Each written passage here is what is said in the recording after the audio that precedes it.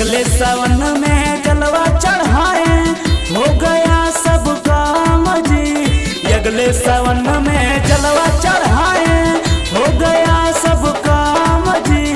जाके गेरुआ रंग साड़ी ला दीजिए पहन के जाएंगे बाबा धाम जी। जाके गेरुआ रंग साड़ी ला दीजिए पहन के जाएंगे बाबा धाम जी। कहते हैं हम जाएंगे देवघर कांधे पे लेके हम कवार। देवघर जाएंगे जलवा चढ़ाएंगे गांजा धतूर लेके बाबा पर चढ़ाएंगे। अगले सावन में जलवा चढ़ाए हो गया सब काम जी। अगले सावन में जलवा चढ़ाए हो गया सब काम जी। जाके गेरुआ रंग साड़ी ला दीजिए पहन के जाएंगे बाबा धाम जी। जाके गेरुआ रंग साड़ी ला दीजिए पहन के जाएंगे बाबा धाम जी।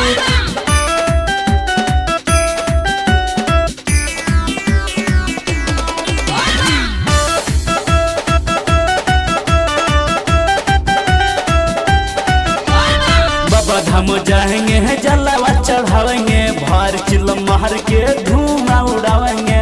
बोला बोला देवघर वाले बाबा की। बाबा हम जाएंगे जलवा चढ़ावेंगे भार चिल मार के धुआं उड़ावेंगे।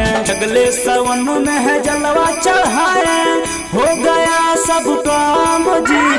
अगले सावन में जलवा चढ़ाए हो गया सब काम जी। जाके हरा रंग चूड़ी ला दीजिए पहन के जाएंगे बाबा धाम जी। जाके हरा रंग चूड़ी ला दीजिए पहन के जाएंगे बाबा धाम जी।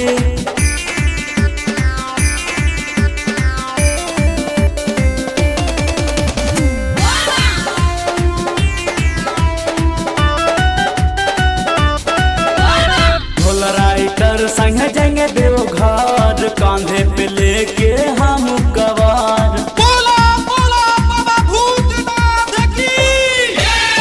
ढोल राइटर संग जाएंगे देवघर कांधे पे लेके हम कवार। हीरे दीवाना का गाना बजेगा गूंजेगा पूरा देवघर जी।